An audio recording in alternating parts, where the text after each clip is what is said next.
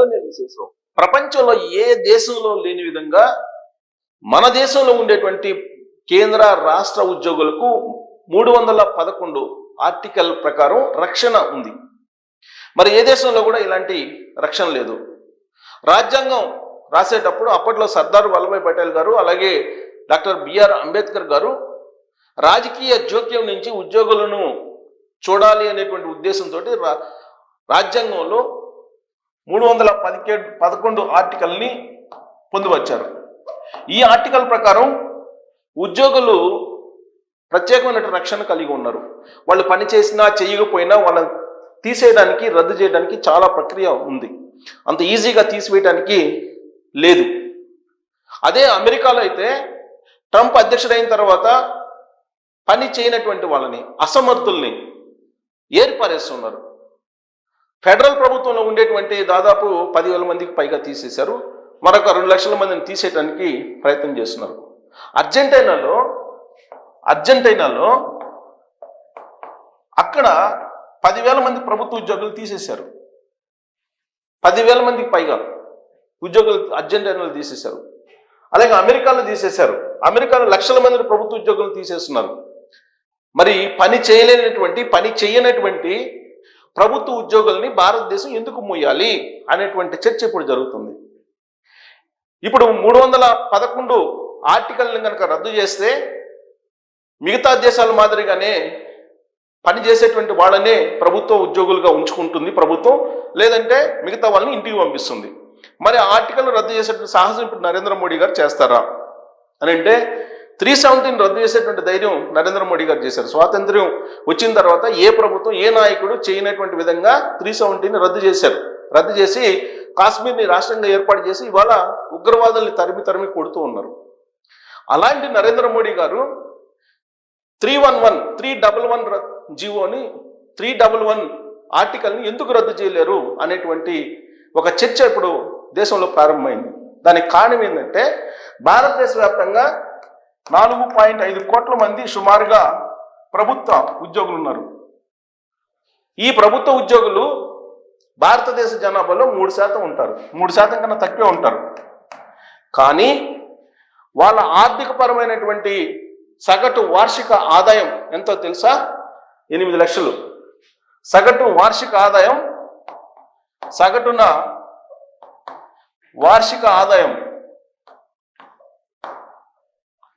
8 లక్షలుగా ఉంది. అదే భారత పౌరుడి సగటు వార్షిక ఆదాయం భారత పౌరుడి వార్షిక ఆదాయం ఎంతో తెలుసా? 1,12,000 రూపాయలు సుమారుగా. ఇది మరి ఉద్యోగులకేమో 8 లక్షల వార్షిక ఆదాయము, సగటు భారతీయుడికేమో 1,00,000 అంటే ఎన్ని రెట్లు? 7 రెట్లు ఎక్కువ ఉన్నారు. అంటే కేవలం 4.5 కోట్ల మంది ఉన్నటువంటి ప్రభుత్వ ఉద్యోగులు మిగతా వాళ్ళకన్నా సంపన్నంగా ఉన్నారు. వాళ్ళు సుసంపన్నంగా ఉన్నారు. సరే, సుసంపన్నంగా ఉన్నటువంటి వాళ్ళు ప్రజాసేవ చేస్తున్నారా అని అంటే అది చేయట్లేదు. అవినీతికి పాల్పడుతున్నారు. చాలా మంది, ఎక్కువ మంది, అందరు కాకపోయినా ఎక్కువ మంది అవినీతికి పాల్పడుతున్నారు. ఎక్కడా కూడా లంచం ఇవ్వముందే పనిచేయనటువంటి పరిస్థితి నెలకొంది. అందుకే ఇప్పుడు ఢిల్లీలో ఉండేటువంటి మేధావి వర్గం ఒక సూచన చేసిందట నరేంద్ర మోడీ గారికి, 311ని రద్దు చేయండి అని. 311ని రద్దు చేసేటువంటి ఆలోచన చెయ్యండి అని చెప్పి ఒక సూచన ఢిల్లీ మేధావి వర్గం చేసిందని చెప్పి తెలుస్తుంది. ఎందుకంటే సామాజిక అంతరాలు, ఆర్థిక అంతరాలు పెరిగిపోతే భారతదేశంలో అనిశ్చితి వస్తుంది. ఉద్యోగులు భయం లేకుండా ఉన్నారు అనేటువంటి అంశాన్ని కూడా వాళ్ళు నరేంద్ర మోడీ గారి దృష్టికి తీసుకెళ్లారని కూడా తెలుస్తుంది. ఎందుకంటే 311 ఆర్టికల్ ఉంది కాబట్టి, ఈ ఆర్టికల్ ప్రకారం రక్షణ ఉంది కాబట్టి వాళ్ళు అవినీతికి పాల్పడినా ఇమీడియట్గా తీసేయట్లేదు. అలాగే అక్రమ ఆస్తులను కూడబెట్టినా ఇమీడియట్గా తీసేయలేకపోతున్నారు. రాజ్యాంగం వాళ్ళకి కల్పించినటువంటి రక్షణ, దాని నుంచి వీళ్ళని బయటికి తీసుకురావాలి. బయటికి తీసుకొచ్చినప్పుడే న్యాయం జరుగుతుంది భారతదేశానికి.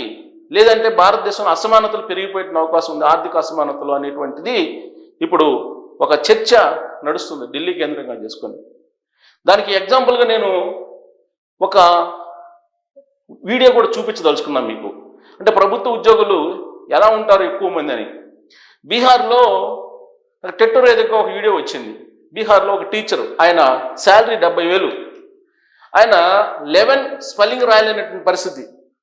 11 అనేటువంటి స్పెల్లింగ్, ELEVN 11, ఆ స్పెల్లింగ్ రాయడానికి ఎంత తప్పు రాశారో నేను ఆ వీడియో చూపిస్తాను. ట్విట్టర్లో ఉంది.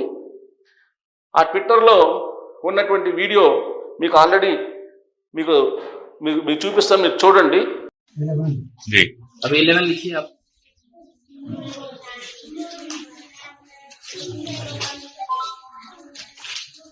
स्पेलिंग पढ़ते जाइएगा सर, एक बार दोहरा दीजिएगा स्पेलिंग को, बच्चों से बोलकर स्पेलिंग एक बार बताइएगा सर। AVENE। हाँ 11 ठीक है सर। 11 19 बताइए सर। సో అంటే ప్రభుత్వ ఉద్యోగుల యొక్క తీరు ఎలా ఉంది అంటే ఇది ఒక ఉదాహరణ, కేవలం చిన్న ఉదాహరణ ఇది. భారతదేశంలో ప్రభుత్వ ఉద్యోగుల యొక్క పనితీరు బాగా లేదని చెప్పి సర్వేలు చెప్తున్నాయి. ఆ మధ్యకాలంలో ఢిల్లీలో ఆయా రాష్ట్రాలకు సంబంధించిన ఉద్యోగులకు కూడా పర్ఫార్మెన్స్ పెంచుకోవడానికి నమోదు చేసుకోండి అని చెప్తే, ఆ పర్ఫార్మెన్స్ పెంచుకోవడానికి నమోదు చేసుకున్నటువంటి వాళ్ళలో అత్యధిక సంఖ్య ఆంధ్రప్రదేశ్లో ఉంది. అంటే పర్ఫార్మెన్స్ లేదనే సంగతి వాళ్ళకు కూడా తెలుసు. పనికి తగ్గ వేతనం ఇవ్వాలి అనేది నరేంద్ర మోడీ గారి యొక్క ఆలోచన చేశారు. గత టెన్యూర్లోనే మోడీ గారు 2.0లోనే చేశారు. ఇప్పుడు 3.0 నడుస్తుంది. పనికి తగ్గ వేతనం ఇవ్వాలని కార్మిక చట్టాలను మార్చేశారు. ప్రభుత్వ ఉద్యోగుల్ని ఏ విధంగా కట్టడి చేయాలి, ఏ విధంగా నియంత్రించాలి. వీళ్ళని నియంత్రించకపోతే భారతదేశంలో ఆర్థిక అసమానతలు, సామాజిక అసమానతలు పెరిగిపోయి రాబోయేటువంటి రోజుల్లో ప్రమాదకరమైన పరిస్థితులు ఏర్పడతాయి అనేటువంటి ఒక ఆలోచన మేధావర్గం చేస్తూ ఉంది. అందుకే ఇప్పుడు 311 ఆర్టికల్ని రద్దు చేసేటువంటి ప్రపోజల్స్ని నరేంద్ర మోడీ గారి దృష్టికి తీసుకువెళ్తూ ఉన్నారు. ఇది ఇవాళ కాకపోయినా ఇది మరింత చర్చ జరిగిన తర్వాత 370 రద్దు ఎలాగా జరిగిందో అలా జరిగితేనే భారతదేశంలో న్యాయం జరుగుతుంది. అమెరికా లాంటి ప్రజాస్వామ్య దేశం, ఆ ప్రజాస్వామ్య దేశంలో డోజ్ని ఏర్పాటు చేశారు. డిపార్ట్మెంట్ ఆఫ్ ఎఫిషియన్సీ డోజ్ని ఏర్పాటు చేసి అలెన్ మాస్క్ని దానికి ఇన్ఛార్జిగా పెట్టి ఫెడరల్ వ్యవస్థలో ఉండేటువంటి ప్రభుత్వ ఉద్యోగుల్ని చాలా మందిని పనిచేయనటువంటి వాళ్ళని ఇమీడియట్గా తొలగించారు. అదే ప్రైవేటు ఉద్యోగులు అయితే మన దేశంలో ఇమీడియట్గా లే ఆఫ్స్ ఏ విధంగా ఉన్నాయి ఐటీలో మనం చూస్తూ ఉన్నాం. అమెజాన్, మైక్రోసాఫ్ట్, ఫ్లిప్కార్ట్, గూగుల్ ఇలాంటి పేరు మోసినటువంటి కంపెనీలు, మైక్రోసాఫ్ట్, మన ఎదురుగా కనిపెట్టిన TCS, మన కంపెనీ అని చెప్పుకుంటున్న TCSని, అలాంటి కంపెనీలు కూడా ఇవాళ లే ఆఫ్స్ ఇచ్చి పంపిస్తూ ఉన్నాయి. కారణం ఏంటంటే అవసరానికి తగిన విధంగా వాళ్ళ ఎఫిషియన్సీ లేదు అనేటువంటి ఉద్దేశంతో. మరి అలాంటప్పుడు ప్రభుత్వ ఉద్యోగుల్ని, పనిచేయనటువంటి వాళ్ళని, అసమర్థుల్ని ఎందుకు పెంచి పోషించాలి ప్రజల డబ్బుతోటి, ప్రజల ట్యాక్సులతోటి అనేటువంటి ప్రశ్న ఇప్పుడు దేశవ్యాప్తంగా వినిపిస్తూ ఉంది. 311 ఆర్టికల్ గురించి చర్చ జరుగుతుంది. కారణం ఏంటంటే ఒక ప్రభుత్వ ఉద్యోగంలో చేరిన తర్వాత అతనికి ఈ ఆర్టికల్ ద్వారా రక్షణతో పాటు జీత భత్యాలు, అలాగే వాళ్ళకి పెన్షను, కుటుంబ పెన్షను, వాళ్ళకి ఆర్థిక పరమైనటువంటి సహాయాలు, హెల్త్ పరమైనటువంటి సహాయాలు, ఇవన్నీ కూడా రకరకాలుగా కల్పిస్తూ ఉన్నారు. ఇన్ని కల్పిస్తున్నప్పటికీ, ప్రజల నుంచి ట్యాక్సులు వసూలు చేసి ప్రభుత్వం వాళ్ళకి జీతాలు ఇస్తున్నప్పటికీ వాళ్ళు సేవ చేయాలనేటువంటి దృక్పథంతో లేరు అనేటువంటి విషయాన్ని సామాజిక సంస్థలు, ప్రజా సంఘాలు గుర్తించాయి. అందుకే 311 ఆర్టికల్ని రద్దు చేయాలనేటువంటి డిమాండ్ ఇప్పుడు దేశవ్యాప్తంగా తెర మీదకి వస్తుంది. మరి దీన్ని రద్దు చేయాల్సిన అవసరం ఉందా, లేదంటే పనిచేయనటువంటి ప్రభుత్వ ఉద్యోగుల్ని ప్రజల నెత్తిన మోపి తెల్ల ఏనుగుల్లాగా పోషించాలా? అవినీతి పరులైనటువంటి ఉద్యోగుల్ని తొలగించాలా, అవసరం లేదా? ఈ చర్చ దేశవ్యాప్తంగా జరుగుతుంది. ఈ చర్చ ఇప్పుడు మొదలైనటువంటి ఈ చర్చ ఎప్పుడొకప్పుడు దీనికి ఖచ్చితంగా ఒక పరిష్కారం అయితే వస్తుంది. కారణం ఏంటంటే ఈ మధ్యకాలంలో ACB వాళ్ళు రైడ్ చేస్తే ఏ చిన్న ప్రభుత్వ ఉద్యోగి ఇంట్లో వెతికినా కానీ కేజీల కొద్ది బంగారం కనిపిస్తుంది. ఒక గ్రామ కార్యదర్శిని ACB వాళ్ళు రైడ్ చేస్తే ఆ గ్రామ కార్యదర్శి దగ్గర 2 కేజీల బంగారం, 4 కోట్ల డబ్బు, 5 ఇళ్ళు, ఇవన్నీ దొరికాయి. ఇక టౌన్ ప్లానింగ్ వాళ్ళ దగ్గర రైడ్ చేస్తే ఒక్కొక్కరి దగ్గర 500 కోట్లు, 1000 కోట్లు. ఇక రెవెన్యూ వాళ్ళ దగ్గర ఏ చిన్న ఉద్యోగిని పట్టుకున్నా కానీ ACB వాళ్ళు కొన్ని 100 కోట్ల రూపాయలే దొరుకుతున్నాయి. మరి ఇలాంటి పరిస్థితుల్లో ప్రభుత్వ ఉద్యోగుల్ని ఎందుకు భరించాలి ఈ సమాజం? నిజాయితీపరమైనటువంటి ప్రభుత్వ ఉద్యోగులనే భరాయించాలి. అవినీతి పరులైనటువంటి ప్రభుత్వ ఉద్యోగులను ఎందుకు భరాయించాలి? వాళ్ళ కుటుంబీకులు ఎందుకు భరాయించాలి? వాళ్ళకి పెన్షన్ ఎందుకు ఇవ్వాలి అనేటువంటి ప్రశ్నలు ఇప్పుడు ఉత్పన్నం అవుతున్నాయి. ఆ రోజున రాజ్యాంగంలో సర్దార్ వల్లభాయ్ పటేల్ గారు, అంబేద్కర్ గారు ఆ రోజు ఉన్నటువంటి పరిస్థితుల దృష్ట్యా 311 ఆర్టికల్ని రాజ్యాంగంలో పొందుపరిచారు.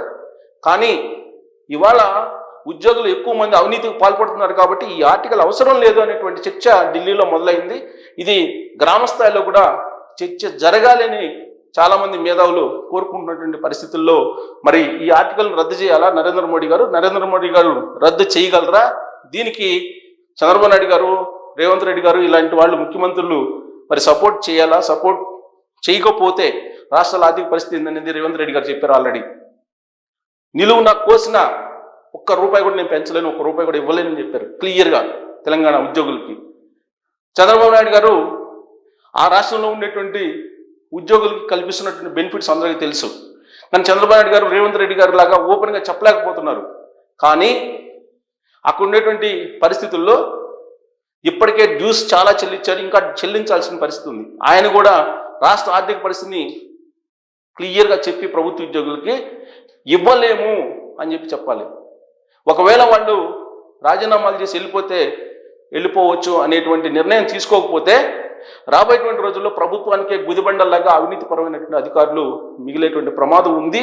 అందుకే ఆర్టికల్ 311 రద్దు చేయాలి అనేటువంటి డిమాండ్ దేశవ్యాప్తంగా ఇప్పుడు చర్చ జరుగుతున్నటువంటి క్రమంలో దీనికి మీరు సపోర్ట్ ఇస్తే కనుక ట్రోల్ చేసి సపోర్ట్ చేయొచ్చు.